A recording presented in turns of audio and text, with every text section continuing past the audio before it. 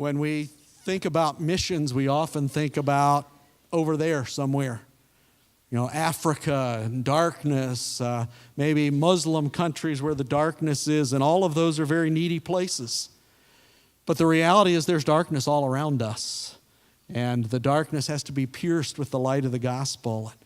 So this morning, we have the opportunity to hear from Dan Nichols, who is church planter working in Wilkes-Barre, Pennsylvania. And Dan and Joy and Landon, whose claim to fame is that he's Pastor Steve and Becky's grandson, they have been working at Restored Church in Wilkes-Barre, and that church has, by God's grace, grown rapidly to the place where it's self-sufficient now. And Dan's going to share with us this morning about what God is doing and also open the Word. And Dan, we're delighted to have you come and share with us, brother. The Lord bless you.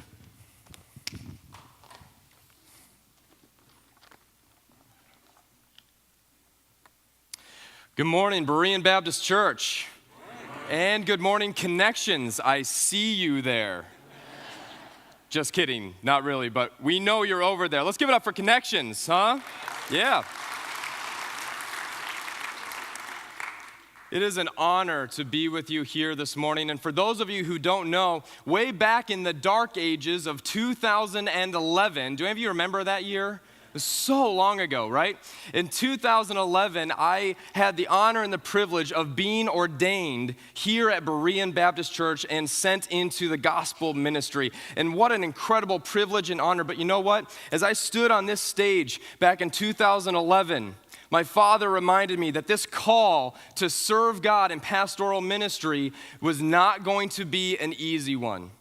And as we dive into God's Word today, I'm just going to be honest with you this morning. I'm coming off of two of probably the most difficult weeks I've ever had in pastoral ministry. And even today, as Joy and I were driving over to come to the morning service and to get ready to preach His Word, we were comparing notes, and we looked at each other, and she said, man, I had a horrible, evil dream last night. And I looked at her and I said, I had the same thing. And you know what that means? That means that spiritual warfare is real. The spiritual realities that we can't see, that we can't taste, we can't touch, we can't feel, guess what? They're just as real as the physical realities that we can taste, touch, see, and feel. But you know what? Greater is He that is in us than he that is in the world. Isn't that right?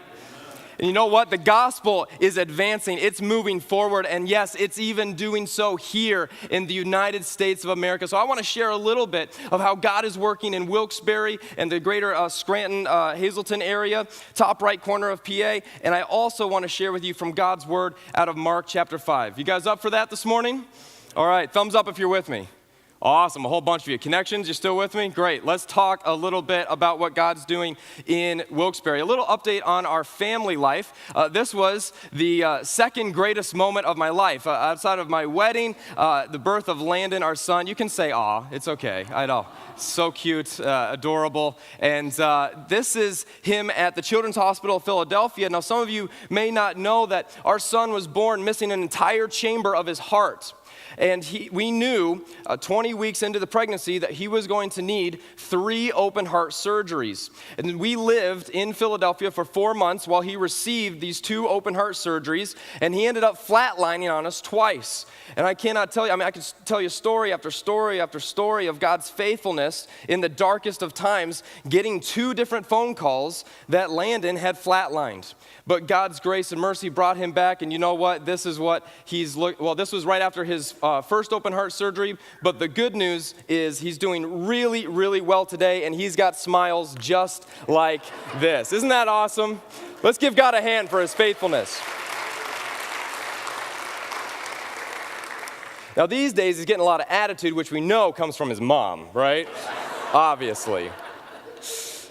So this is an older picture of me and my wife Joy and our son Landon, along with our teammates Tim and Heather Walker. They have a 7-month-old baby named Lucy. She is super cute because of Heather. And Tim and I started talking in 2010. What would it look like if we started a church together? And we started thinking about planting this church called Restored Church. And we thought, instead of going 30 hours away, why don't we go 30 minutes away where there's a huge mission field just to the south of where we went to school. So we went to school in Clark Summit, just north of Scranton, and we moved half an hour south into the inner city of Wilkes-Barre. Now, what you may not know about Wilkes-Barre is that 25% of the families in this city live below the poverty line, and 41% of the children live in single-parent homes. Actually, the city is telling us now that it's closer to 50%. 1 out of every 2 kids lives in a single-parent home. Only 18% of our city are college graduates, and the household median income for 2 people living together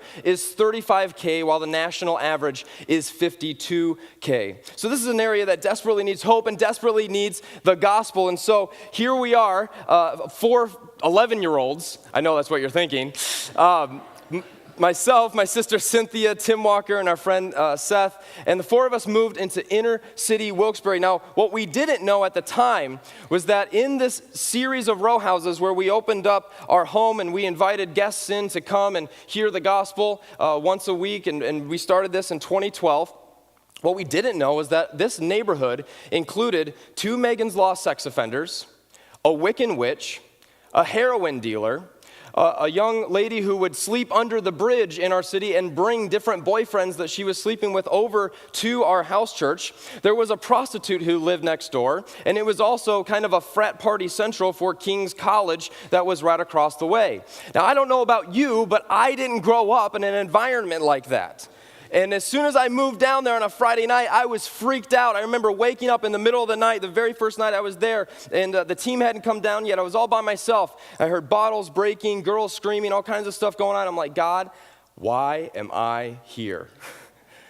And it freaked me out. But God was faithful, and we opened up our home. We started going through the book of Colossians, verse by verse. Here's what it says, here's what it means, and here's how we apply it to our life. And we had our neighbors over, and pretty soon a group of 12 people became a group of 50 people, and we had to multiply into other homes and other areas. And long story short, God did some really neat things. By the way, this is one of the haircuts of someone who started attending early on. How many of you think it'd be awesome if we could get Pastor Jim or Pastor Chuck to get, the Berean logo? Yeah. Come on. That would be amazing, wouldn't it? Pastor Bill, Dad, you guys got to work on that. Yeah, all right. By God's grace, after about a year or so of just doing house churches and meeting homes, and we did some preview gatherings, we rented this downtown cathedral for $150 a month. Exactly.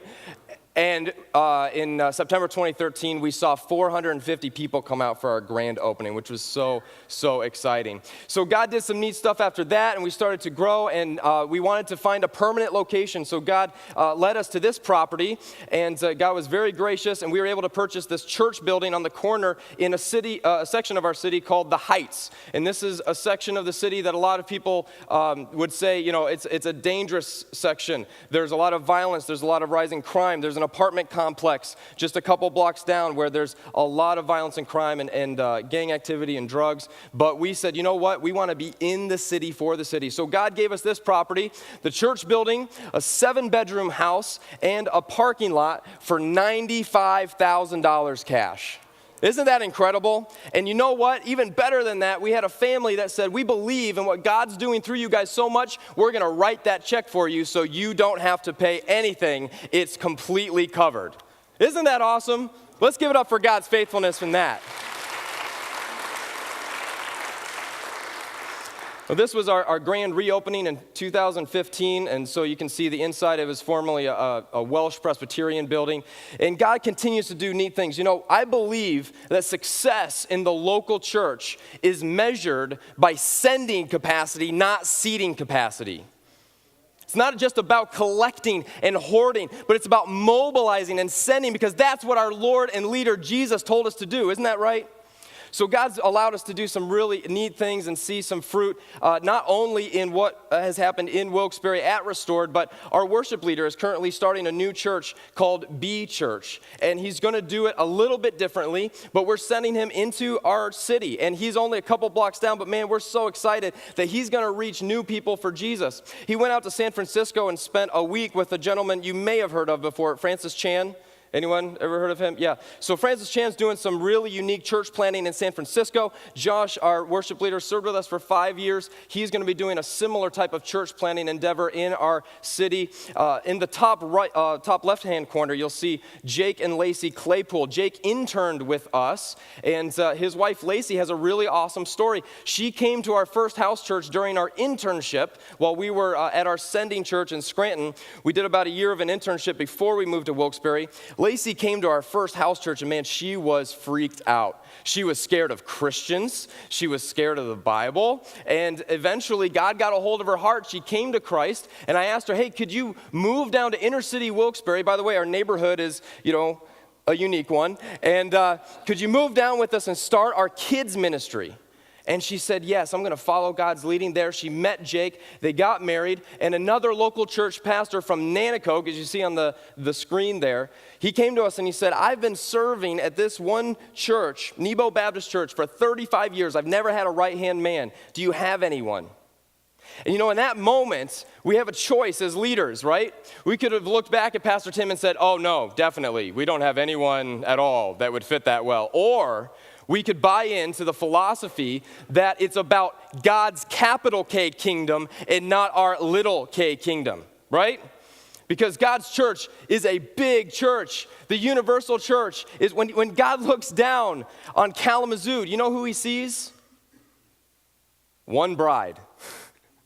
One bride. Everyone who's put their faith and trust in Jesus. And so what we said is, you know what? It's about sending capacity. Yes, we're going to give Jake and Lacey to you. And you know what's so cool about Lacey's story is we have seen her not just going from unsaved to saved, but from going from lost to leading. And I don't know about you, but I want to continue to have a front row seat in people's lives as they not only come to faith, but they are then sent out to go multiply followers of Jesus. I don't know about you, but that's why I want to wake up in the morning. Isn't that awesome? When you see that happen in people's lives, it's incredible. And also in Hazleton, God's allowed us to begin the process of starting a daughter church plant there. This city is 40% Hispanic, so we're planting a multi-ethnic center city church, and we've hired Danny and Allie Gonzalez from Miami to come, and they're bilingual. They've got an amazing gift set. They've been there for about 3 months, already led 2 of their neighbors to Christ. They're doing a great job. So we're excited to have them lead the team, and the couples who initiated the process are there in the bottom left-hand corner, the Tritts and the Wagners, and God's growing and developing some neat stuff there in Hazleton. In January, I passed the baton off to Tim Walker. Tim Walker started the church with me, and he is now the lead pastor at Restored Church. Joy and I are continuing with ABWE as catalytic church planners, and Tim has been doing a phenomenal job. The more that he serves as lead pastor, the better he gets at it, and he's doing a tremendous job there. We also launched in January a ministry training school called Restored University, and this year we were able to train 140 leaders from 32 different churches and a lot of different courses, and developing leaders, multiplying leaders for Jesus, because again, it's all about the capital K kingdom, not our little k kingdom. And God's also allowed me to branch out and do some coaching, not only with new church plants, but also with existing churches. So I've actually contracted with 2 churches. I've got a third on the way in New Jersey that I'm coaching through some different things and helping them get healthier so that they can multiply followers of Jesus. And to top it all off, I'm also continuing my doctoral studies at Clark Summit University, and in January I'm going to be an undergrad professor, and that's going to be a theology survey class that I start in January. Some of you are looking at me and you go, well, how are you still standing? I don't know. But God is continuing to be faithful to us. Another thing that God's allowed us to do, Joy, my wonderful, awesome wife, had this vision to start a MOPS group. How many of you have heard of MOPS International? Yeah, amazing stuff happening with this group. And at the first day that they launched this ministry, Joy's been working so hard at this for several months. There was a mom who shared, there was a question that was asked at one of the tables. If you had a free day with no kids and you could do whatever you wanted, what would you do? And one of the moms said, I would drink myself silly. And you know what? That's where a lot of moms are. And what's so amazing about MOPS is that she is now being connected with other followers of Jesus so that she can find hope and healing in the middle of her difficulties and see the gospel in action and also hear it as she builds these relationships. So we continue to serve as missionaries with ABWE, and we love teaming up with them. We're really thankful for your support. And I just want to highlight that as I'm here this morning. Thank you so much for all of your prayers. Thank you so much for the cards, the emails, the messages on Facebook. You guys are an incredible support and comfort, and especially when we were going through the darkest of times with Landon. So many of you have reached out to us. I mean, I just talked with Wally, came over today, and he said, every day at 5 o'clock in the morning, I pray for you. There is nothing more valuable than that. Money is great. Keep sending it. Money's great. Bringing teams out is great. Reaching out and sending emails and communication is great. But there is nothing more valuable in this spiritual warfare that we face than prayer. Nothing more valuable than that. So today we're going to be in the Gospel of Mark. So go ahead and turn there with me. And I want to share some of that stuff with you, not only as a supporting church, but I want to share some of those stories with you because I want to motivate and encourage you as missionaries here in Kalamazoo County. You know, as we look at this story today, it's a familiar story in Mark chapter 5. Many of you probably know it really well. But I want to look at it through a new lens. But before we go to the new lens, I want to ask you a question. How many of you love grilled cheese sandwiches? Yeah? Wow, you guys really love grilled cheese sandwiches here in Michigan. That's cool. Yeah, there you go. When I grew up, my mom would make grilled cheese sandwiches, very yummy grilled cheese sandwiches, and she reminded me that she not only made them with American cheese, but she also made them with cheddar cheese. And when she would tell me that we were having grilled cheese, I wasn't like, oh my goodness, I can't wait, I'm so excited. Some of you can resonate with that. But at the same time, I wasn't like, oh, bummer, I don't want to eat grilled cheese. I was pretty much just on the fence. I was pretty neutral about it until I got married. Now listen, my mom is an incredible cook, okay? She's amazing. Love her food. However, when I got married, guess what happened? My wife radically changed my life. She did. And you know what she did? She made me a grilled cheese sandwich with provolone cheese. Yeah. Now, how many of you have ever had a provolone grilled cheese sandwich? Like 3 of you. Okay. How many of you have never tasted the sweet goodness of a provolone grilled cheese? Never. You've never wow. Okay. So I'm going to be a provolone cheese missionary to you today. Go home and try it. It'll radically change your life. Now, when I tasted this provolone grilled cheese sandwich, I couldn't stop talking about it. Obviously, I couldn't because I'm still talking about it today. Now, that may be kind of a goofy example, but let's take a more serious example. The Children's Hospital of Philadelphia radically changed our life as a family. And how did they do that? Well, they preserved the life of our son. God used the doctors and the nurses and the support staff to save Landon's life. And we're so thankful and we're so grateful that they radically changed our life as a family. And you know what? Everywhere we go, we're talking about the professionalism. We're talking about the compassion and the amazing job that they did in radically changing our life as a family. And because they did that, we can't stop talking about them. Now, some of you have been around church for quite a long time. You go, I see where this guy's going, right? You know, the principle is that when something changes your life, you can't stop talking about it. Isn't that right? All of us have had things that have radically changed our lives, and we talk about them all the time. Now, let's flip this around and say, when someone changes your life, you can't stop talking about them. Now, at Restored Church, there's only one thought that you have to remember when you come into our church. Every sermon, we only say there's one thought, and today we're going to do the same thing. The only thought, if you forget everything this morning, don't forget this. Jesus sends found people to find people. Can you say that with me? Jesus sends found people to find people. You can tell I'm Pastor Steve's son, can't you? All right, let's look at Mark chapter 5, and let's take a look at the story. Picking up in verse 1. They came to the other side of the sea, to the country of the Gerasenes. And when Jesus had stepped out of the boat, immediately there met him out of the tombs a man with an unclean spirit. He lived among the tombs, and no one could bind him anymore, not even with a chain. For he had often been bound with shackles and chains, but he wrenched the chains apart and he broke the shackles in pieces. No one had the strength to subdue him. Night and day among the tombs and on the mountains, he was always crying out and cutting himself with stones. So what's happening here? Well, Jesus and the disciples just come off of the Sea of Galilee. And by the way, in chapter 4, they just went through this crazy storm. So they've already had that huge adrenaline high, and they're already a little, nervous. And all of a sudden, they set foot in non-Jewish territory. So here are 13 Jewish men setting foot in non-Jewish territory. And as you see in verse 1, they came to the other side of the sea, to the country of the Gerasenes. Now, there were 3 little towns. Let me see if I'll get this right.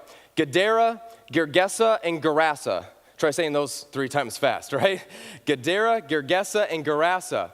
And these were this was non-Jewish territory, and Jesus sets foot here with his disciples. And I don't know about you, but I'd already be a little freaked out. And then all of a sudden, here comes a non-Jewish, naked, crazy, demon-possessed tomb dweller who, by the way, was also a criminal. Now think about it. This was the man that everyone had written off. Do you know someone like that? In your family, in your job, in your neighborhood, in the different spheres of influence in which God has placed you? Do you know anyone that society has written off? Or, let's make it even more personal, do you know someone that you have written off? Because the reality is we do that all the time, don't we? We may not say it, but man, the way we act, the way we live, when we get around certain types of people, we go, man, is there any hope for this person? Can there be any hope? Well, this was that guy. Everyone had written him off. And then in verse 6, the story continues. When he saw Jesus from afar, he ran and fell down before him, and crying out with a loud voice, he said, "What have you to do with me, Jesus, Son of the Most High God? I adjure you by God, do not torment me." For he was saying to him, "Come out of the man, you unclean spirit." And Jesus asked him, "What is your name?" And he replied, "My name is Legion, for we are many." And he begged him earnestly not to send them out of the country. Now, we're skipping over a lot, and if you want to hear more of the in-depth exposition of this, you can go on our website and you can hear how I did it at Restored Church. But for our purposes here today, I want to highlight to you why I did what I did rather than give all of the content of what I did. For instance, when I was preaching on this a couple years ago, we were going through the Gospel of Mark, and I knew that there was a Wiccan witch who regularly attends our church. She's our friend, Brianna, and I knew that she was listening to this message. I knew right where she was sitting, and I had to think about how I was going to communicate the truth of this passage to someone like her. Now think about this with me. A lot of us who have been in church for a really long time, we just read these stories and we take so much for granted, don't we? We really do. I mean, we don't think like most people think because we've been indoctrinated in culture and we've been cultured here in our church circles. And look at the text here with me. Check this out. Verse 11, now a great herd of pigs was feeding there on the hillside, and they begged him, saying, "Send us to the pigs, let us enter them." So he gave them permission. Now hold on a second. For those of us who've been around church for a long time, we see that these demons make the man bow down in front of Jesus, and we go, yeah, obviously, because we know who Jesus is, and we believe that he is everything he claimed to be. Well, you know what? Most people don't believe that. And so when people hear these stories for the first time, they go, wait, what?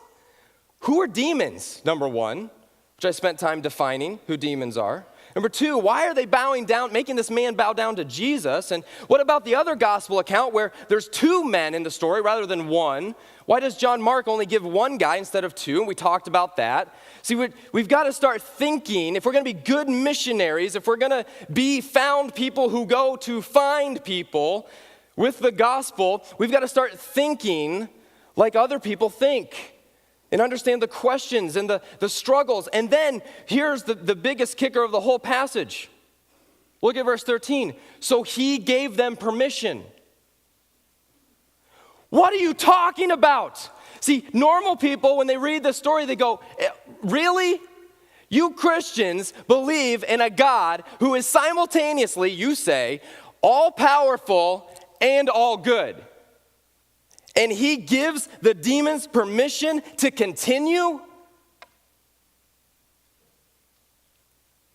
You know, the first thing that we have to do, if we're going to be good missionaries who go and find because we've been found, the first thing we've got to do is we've got to admit that we've wrestled with the same questions and the same tensions just like everyone else. And that's really, really important for our friends who are far from God or our friends who don't know God's word. It's really, really important to just flat out admit, you know what? I'm there too. I struggle with those things. King David struggled with those things. You get into the Psalms and you see how he wrestled with God and what he did there. And that's what I did. When I preached through this and I knew there's a lot of people who at our church potentially hearing this for the first time, I just acknowledged, you know what? I've wrestled with that too. And I talked about our son Landon and crying out in the middle of a children's hospital at 1 a.m. and going, God, don't you see this? I know you can, but are you looking? You're all powerful, you're all good, and I'm here in this hospital room with a dad whose son is going to die tomorrow. We struggle with the same questions just like everyone else. And then the next thing I did is I said, listen, sometimes we're not able to get the full answer. And sometimes we've got to be willing to come to the table and say, we're not always going to have all the answers. You know, we look at Las Vegas and what just happened and the terrible tragedy that is. And sometimes we just need to be honest with our friends and our coworkers and people far from God and go, you know what? Sometimes we don't truly understand everything that God is doing. But as I navigated that, I pointed back to a song that my mom and dad sang through my entire growing up years. And the chorus goes something like this: when you can't trace God's hand, trust his heart. When you can't trace his hand, trust his heart. Now, to some people that might seem like a really trite phrase, but the reality is God's character and his nature stand supreme and they stand concrete even in the middle of our circumstances. And walking by faith means that we believe and trust in the character and nature of our God, even though we don't understand why he allows what he allows.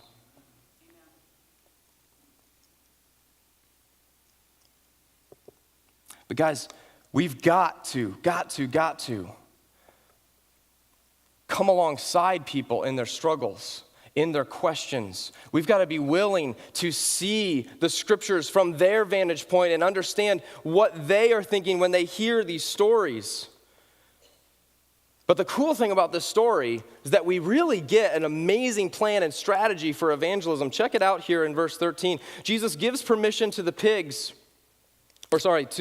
demons, and they enter the pigs. You see it here in verse 13. The unclean spirits came out and entered the pigs and the herd, numbering about 2,000, and they rushed down the steep bank into the sea and were drowned in the sea. Now, scholars believe that this herd, by the way, this shows that this is a non-Jewish area because of this great herd of pigs, right?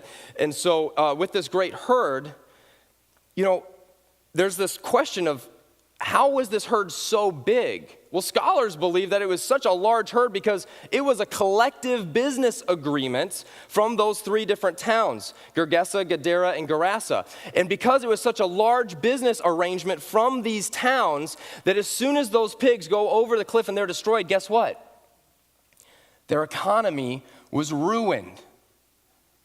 Their economy was ruined. You know, if we're going to be people who go and find, because we've been found by this amazing person named Jesus. We've got to start lifting our eyes up past our own circumstances. I mean, think about phrases like this. Haven't you heard these lately? Oh man, our nation just isn't what she used to be. We've said that, haven't we? I know I've said that. Oh man, our economy is tanking. You know, John was talking about in Portugal how Portugal's economy kind of mirrored America's economy in 2008. And you know what? In our church circles, in our religious circles, sometimes we get so bogged down in the circumstances. We get so depressed and we get so off-center that we start focusing on everything except our Savior. And we completely miss what he is doing in the world. I mean, look at this story.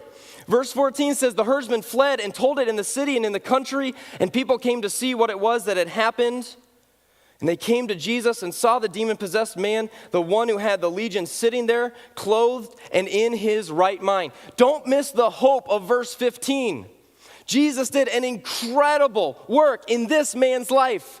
This was the man that everyone had written off, and Jesus came and said, I am gracious and I am merciful on your behalf, and I will restore you, I will change you, and I will give you hope for the very first time ever. Isn't that awesome? Have you seen that happen in someone's life? It's incredible. It's amazing. Makes you want to get up in the morning. But man, the hope that's here, and then all of a sudden, in the middle of this hope, as Jesus is doing incredible things in this man's life, they were afraid. And then verse 16, and those who had seen it described to them what had happened to the demon-possessed man and to the pigs, and they began to beg Jesus to depart from their region. Now, for those of us who are on this side of history, and we've been in church for a long time believers, we look at that and we go, you idiots! You missed him.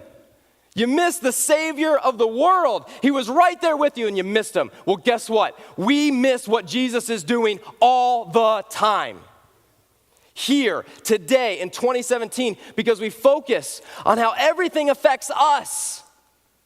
Ministry is more difficult. The economy isn't the same. Our nation isn't the same. The political game is a circus. And all we do is the same exact thing that these people did. We get our eyes off of Jesus and we focus on everything except him. And you know what that does? That detracts from mission. That sidelines us. It puts us on the bench. We're no longer in the game because we're doing the exact same thing that they did. We're missing what Jesus is doing. Listen, gang, God is active and working and doing incredible things in our lives and in the lives around of the people around us. The problem is we're not seeing it because we're looking at so many other things. I just went to a church planter retreat, and a good friend of mine, Ben Rudolph. Any of you know Ken Rudolph?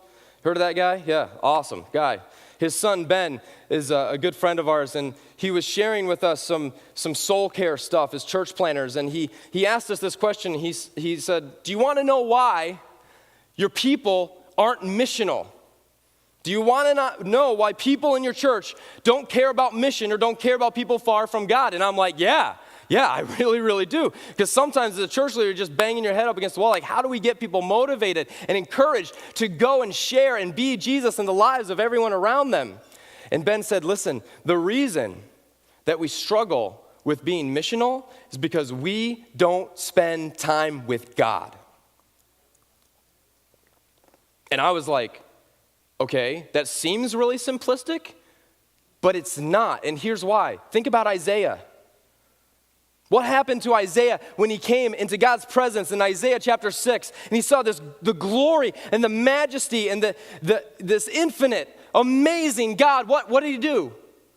The first thing he said was, oh shoot, I am in trouble. Woe is me. So the first thing was there was a lot of humility there. Listen, gang, if we're going to be good missionaries in our different spheres of influence, we've got to work on this humility thing. We cannot continue to be men and women who constantly live to prove that we are right and other people are wrong. We're very good at making a lot of points, but very poor at making a difference. We've got to be humble. If we spend time with God, it's going to develop this humility in us. And then what was his next reaction? Woe is me, and then what? Send me. Why? Because when we spend time with God, really spend time with God, not just get facts about him, but really spend time with him, what happens? We can't stop talking about him. It's going to overflow. It's going to be a natural part of our everyday life because we are with this amazing, awesome God who created us, loves us, died for us, and is sustaining us right now.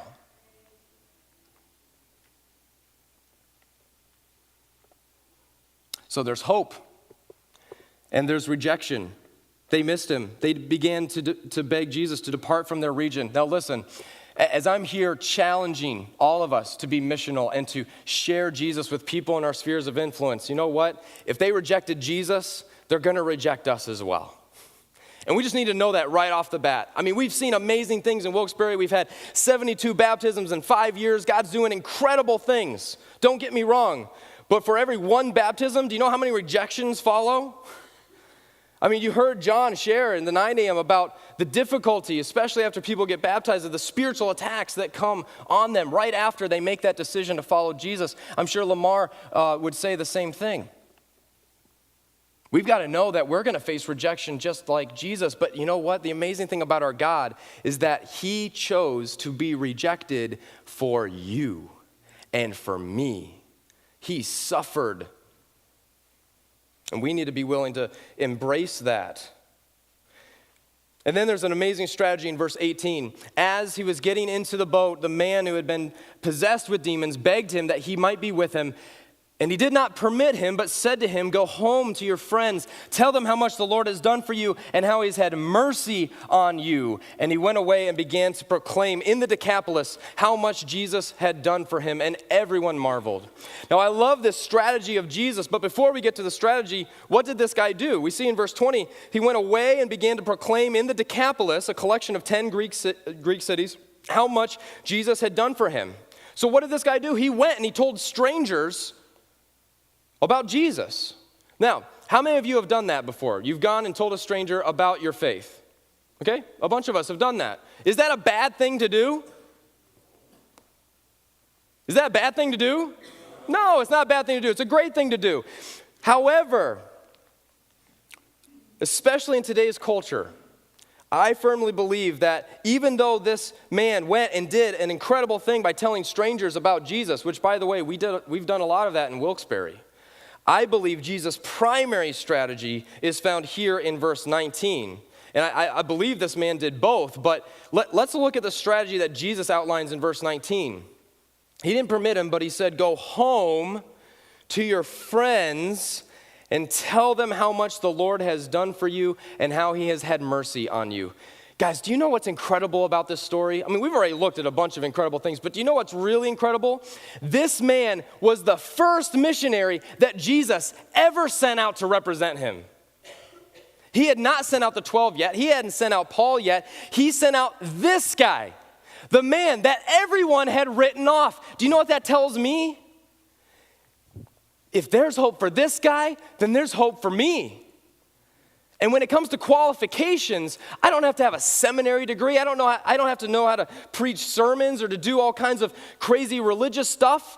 That's not what I have to learn how to do. What all I need to do to represent Jesus and to go and find people for Jesus is I have to first be found. I simply have to be found by him. And when I am interacting with my family and my friends, I simply tell them what Jesus has done for me. Isn't that incredible? Now, it's risky. And why is it risky? A stranger in New York City that you share the information of the gospel with, is it valuable? Sure, but they don't know you. And are they going to see you again? Probably not. But our friends, our family, our coworkers, gets a little bit more risky. But at the same time, there's unbelievable potential. Why? Because we not only get the opportunity to share the gospel verbally, we also get the opportunity to share the gospel with our lives. And we can show them that we are far from perfect, far from it, but we have a perfect Savior that we rely and trust and we love. Say this again with me. Jesus sends found people to find people. So let's take a look at this strategy real quick, and I'll just overview it briefly. At Restored, we've used this strategy ever since we started that initial house church in a row house. First of all, identify who's in your circles of influence. Some of us, we don't even really know who's in our life that doesn't know Jesus. And maybe we know them, but we don't really think about them. We haven't identified them as someone who really needs the gospel. Second, we need to start praying daily for one person. On my cell phone, every day at 9 o'clock in the morning, I get a push notification of friends in my life that I am praying for every single week, that they will come to know Jesus and that I will have opportunities to share the gospel with them. And then we need to learn how to engage someone in a practical way once per week, and then we plan on sharing the gospel at least once per month. How many of you have heard the phrase, preach the gospel and if necessary, use words? Anyone? I love the heart behind that phrase. Don't you? It's great. We need to live the gospel, definitely, but you know what? It also takes words. It also takes communication. Sometimes we're so either or in our church circles. I believe it's both and. We need to live the gospel and speak the gospel. And so our goal as a church is that we are a people who share, verbally communicate what Jesus has done in our life and point to his perfect life, death, and resurrection on our behalf at least once per month. Now, as far as engaging someone in a practical way, what is that all about? I mean, sometimes that's really difficult. Just building those relationships with people who are so different than us, who have a different worldview or a different value system. I mean, how do we go about doing that? That's a great question. You guys asked the best questions. I'm so glad you asked that this morning. This is not original, but I stole it because it's really awesome. We bless people. First of all, we begin with prayer. Do you know that the majority of people in our nation have never been prayed with? Did you know that? They might have been prayed for, but they've never been prayed with. When Joy and I moved into our home, we prayed that God would put us in a neighborhood where we could represent him. And I found out that my neighbor Joe was getting surgery the very next day. And I think this was like the second day that we had moved into our home. And I looked at Joe and I said, hey, Joe, I know we just met, but do you mind if I pray with you for your surgery? He's like, yeah, absolutely. So I put my arm on his shoulder. And I said, God, I pray for Joe that this surgery would go well and his eyes would heal, but I also pray that he'll find hope in Jesus. You know, our other neighbors, Joel and Michelle, they've gone through some really dark times recently.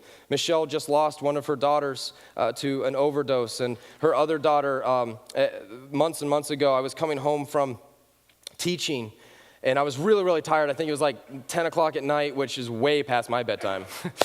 And I asked her, I saw her across the street on the sidewalk, and I said, Michelle, how's it going? And, you know, in Wilkes-Barre, when you ask people, how's it going?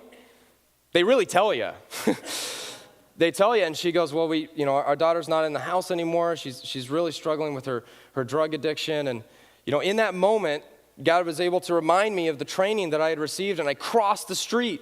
And I put my arm around Michelle, and I said, Michelle, do you mind if I pray with you for your daughter? And I did, and she started weeping. She started weeping, and her husband Joel has been coming to Restore, and he's been hearing the gospel, and we've been able to be involved in their life, and man, God's done some neat stuff. Who is someone in your life that you can pray with in those moments and those opportunities that come along? Listening, something that we can do to serve people. When I say eat and encourage, it's not eat people. It's eat with people. When you're going on your lunch break or you're eating meals, bring some other friends that don't know Jesus along with you. Encourage them. Did you know that you can encourage people who aren't followers of Jesus? And you know what that looks like? It looks like identifying the grace of God in their life. I'll give you an example. My friend Ryan, I've shared the gospel with him many, many times. He's awesome. We golf together. We spend time together. Hasn't become a follower of Jesus yet, but man, he knows that I'm working on it. And one day when we were preparing to have Landon, I just wrote on his Facebook wall and I said, Ryan, I just want to encourage you, man. You are an amazing dad. Because he really is. He has a son named Jack who's living with autism.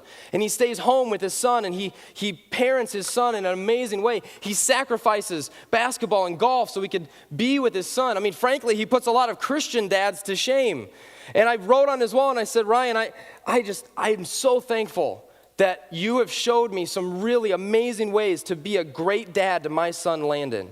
And all of his friends from the community are like, yeah, that's Ryan, that's what it is. And it bolstered our relationship. Who is someone in your life that you can encourage? You can identify the grace of God in their life, even though they may not be a follower of Jesus yet. We can serve people. When practical needs come up, we can meet them in the name of Jesus. And when it comes to story, not only should we share our story of how we have given our lives to Jesus, but we should listen and ask for their story. You would be amazed at how many people just simply want to tell their story and have someone hear them out. It's unbelievable. Other people have called this pray, invest, invite, or pi squared. There's a lot of ways to come at it, but here's what I want to do. We'll wrap up with some stats. Don't you love stats? You can't go through a missionary presentation without stats, right? I believe these are accurate. 260,000 people in Kalamazoo County. 37,000 claim to be evangelical in 2010. That percentage would make Kalamazoo County 14% evangelical in 2010. Now, if you look at this number, this is what I want you to see. I want you to see your mission field, Berean Baptist. Here it is. Look at that unclaimed category. Now, some people in that unclaimed category are devoted, passionate followers of Jesus. They're probably just millennials that are like, don't put a label on me, all right? Which I can totally resonate with. But look at how many people are saying, I don't want to put any type of religious label on my life. I'll bet you there's a lot of people who need hope in that category. I'll bet you there's a lot of people who need to hear and see the gospel in your life right here in Kalamazoo County. Now think about this strategy practically. In our counties, Lackawanna and Luzerne County, there's over 500,000 people, 28,000 evangelicals in 2010. If each one of us as evangelicals prayed and invested in and blessed people in our lives who are far from God, just one person per year, and then that person went and did the same after they accepted Jesus the next year, do you know what would happen? We would reach a population larger than the state of Texas in a decade. This isn't rocket science. This is simply the strategy of Jesus. Isn't that incredible? Now, some of you are like, Dan, that is like way too 30,000 foot level. I can't deal with that. Okay, let's take our city. Wilkes-Barre, Pennsylvania, 40,000 people, 300 people at Restored Church. Now, we have that number because we count children because they matter to God, right? Can I get an amen? Awesome. And pregnant women count as 2. So, but if we reach one person per year, and then that person goes and reaches another one, we would reach half of the population of our metro region in a decade. I'm 29 years old. It would happen before I am 40, and then we could just keep on going. Guys, we've got to get serious about being missional because our God was a missionary to us. Jesus left the glories of heaven and he came and entered our mess. He didn't look down at us and say, hey, you down there, get up here now. He said, I'm going to come to you and with you. I'm going to suffer and I'm going to die and I'm going to be a part of this mess because I love you. And we need to follow in Jesus' example. Say this again with me one final time. Jesus sends found people to find people. So here's what I want you to do.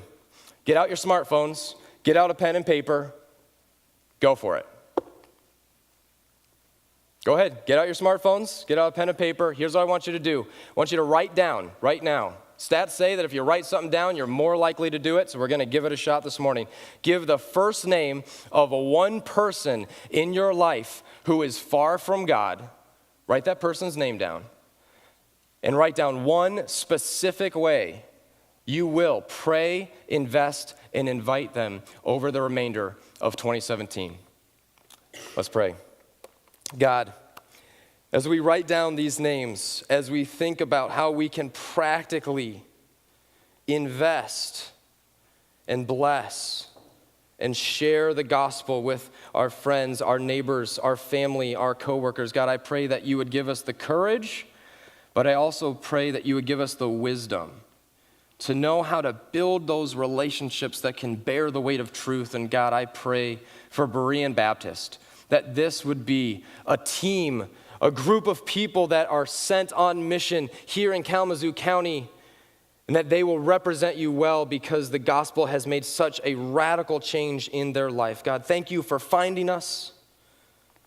And I pray that that'll motivate us to go and find as well. And we pray all this in Jesus' name. Amen.